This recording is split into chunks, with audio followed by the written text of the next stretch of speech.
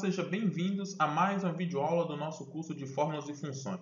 E dando continuidade à parte sobre fórmulas matriciais unicelular, neste exercício nós vamos resolver um cálculo que determina qual é o valor mais próximo de um número alvo. Então nós vamos inserir um valor aqui nessa célula alvo e vamos calcular qual é o valor mais próximo dele pertencente a essa matriz. Então para que a gente possa fazer este cálculo, a gente precisa basicamente encontrar a distância de cada um desses valores para o nosso alvo. E nós podemos fazer isso com uma fórmula matricial muito simples, que vai ser a nossa matriz menos o nosso alvo. Sendo assim, nós vamos ver qual que é a diferença de um valor para o outro. Olha lá, Ctrl Shift Enter, podemos encontrar, por exemplo, que a distância de 66 para 10 vale 56. A distância de 60 para 10 vale 50, ok? E perceba que no caso de valores menores, nós temos aqui, por exemplo, no caso do 10, temos o 7 com a distância menos 3 e temos o 13 com a distância 3, legal? Então, o que a gente pode fazer? Basicamente, o que a gente precisa fazer é desconsiderar o valor, por exemplo, aqui, negativo, porque a distância de 13 para 10 é 3 e de 7 para 10 também é 3, ok? Então, para isso, nós vamos utilizar uma função chamada ABS, legal? Que retorna o valor absoluto de um número, ou seja, retorna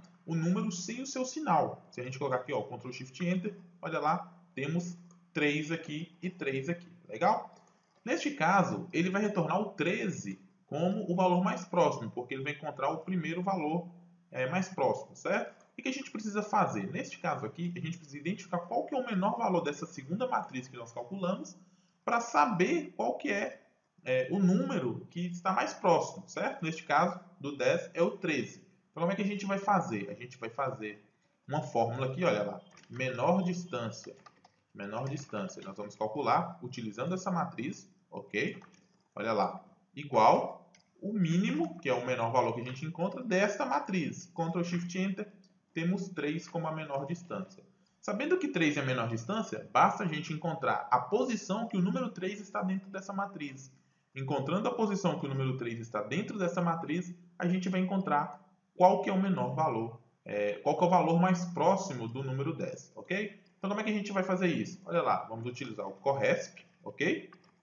Vamos procurar este valor aqui, que a gente já encontrou, que é o menor valor, dentro de qual matriz? Dentro da matriz aqui, que foi calculada utilizando esta função ABS da distância dessa matriz para o nosso alvo. Então, vamos colar aqui, ponto e vírgula, o tipo de correspondência é a correspondência exata. Fecho parênteses, Ctrl Shift Enter. Olha lá, aqui no caso não é mais a menor distância, é a posição. Então, sabemos que o elemento número 9, que é este aqui, é a posição do valor mais próximo, ok? Então, basta a gente utilizar a função índice. Vou copiar aqui, olha lá, igual índice, a matriz é esta daqui, legal? Ponto e vírgula, a posição é esta daqui. Fecha parênteses, Ctrl Shift Enter. Olha lá, e encontramos então que o valor mais próximo de 10 é 13.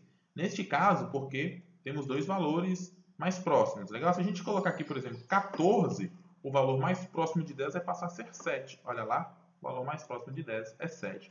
Quando a gente tem um valor igual, olha, 10, qual que vai ser o valor mais próximo? Vai ser o próprio 10, porque a distância passa a ser 0, legal? Lembrando mais uma vez que esta coluna aqui, D, foi criada apenas para efeito didático, legal? Então a nossa fórmula que calcula o valor mais próximo é esta daqui, podendo a gente excluir esta coluna, legal? Vou deixar aqui para vocês analisarem no estudo. E partindo para o nosso último exemplo, nós vamos contar quantos valores únicos possui essa nossa lista, legal? Então, como é que a gente vai fazer? A gente vai basicamente criar um cálculo, uma matriz que vai representar o peso de cada nome dentro dessa nossa matriz. O que eu quero dizer com isso? Vamos lá, deixa eu inserir mais uma coluna aqui para que a gente possa trabalhar. Então vamos lá, vou copiar essa coluna, vou jogar aqui, certo? Vou apagar isso tudo aqui e vou colocar a nossa matriz aqui. Essa matriz, lembrando mais uma vez que ela é uma matriz que a gente vai utilizar apenas para efeito de cálculo, legal? De didático do nosso cálculo. O que a gente precisa fazer? Vamos lá. Quantas vezes tem Tiago dentro dessa lista? Então, Tiago dentro dessa lista possui 3 vezes, legal? Se eu quero que cada Tiago só me conte uma única vez, porque eu quero contar quantos nomes diferentes possui dentro dessa lista, basicamente eu preciso falar o seguinte, que cada Tiago desse equivale a 1/3, ok? Ou seja, 1/3. mais 1/3, eu vou ter 1. Legal? Pedro, vamos ver quantas vezes tem Pedro. Olha, Pedro só tem uma vez. Então, cada vez que aparecer o nome Pedro, eu preciso somar mais 1, porque só tem um único Pedro. Vamos lá, Lucas. Lucas eu tenho aqui, tenho aqui, tenho aqui e tenho aqui. Significa que cada vez que o nome Lucas aparecer, eu preciso somar 1/4.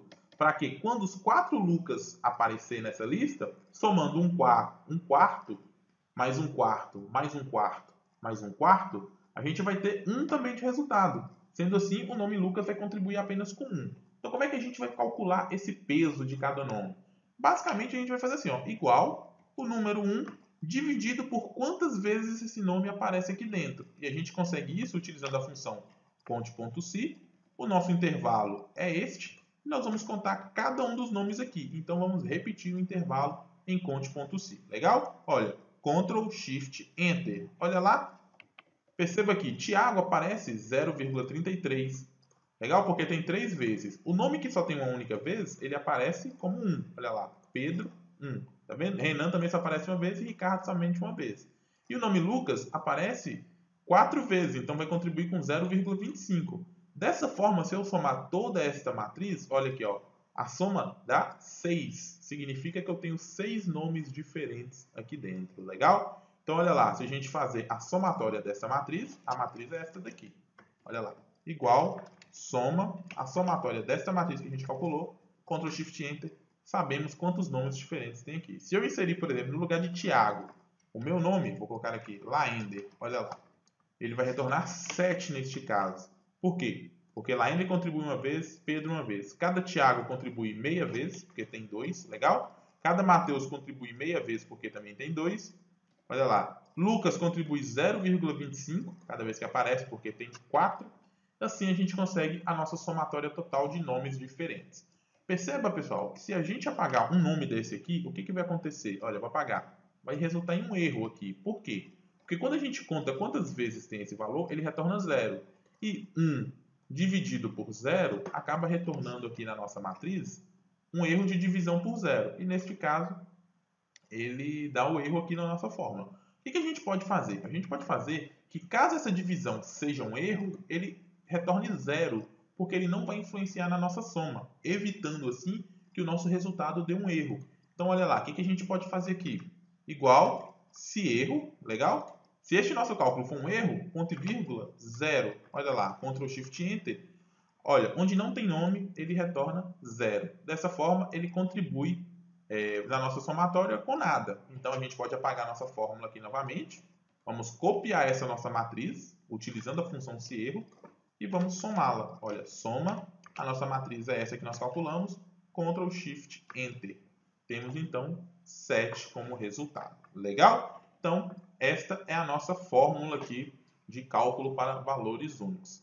Tranquilo? Então, espero que vocês tenham gostado aí dessa parte de fórmulas matriciais multicelulares e unicelulares, porque serviu basicamente para vocês entenderem como é que funciona a lógica, como é que funciona o raciocínio aí de trabalhar com fórmulas matriciais, tranquilo? Então aí a gente vai dar continuidade ao nosso assunto de fórmulas matriciais na próxima aula. Espero que vocês tenham gostado aí. Qualquer dúvida, vocês podem acessar aí o nosso fórum ou enviar um e-mail para academia@gurudoexcel.com. Ok? É isso. A gente se encontra na nossa próxima aula. Um grande abraço e até lá!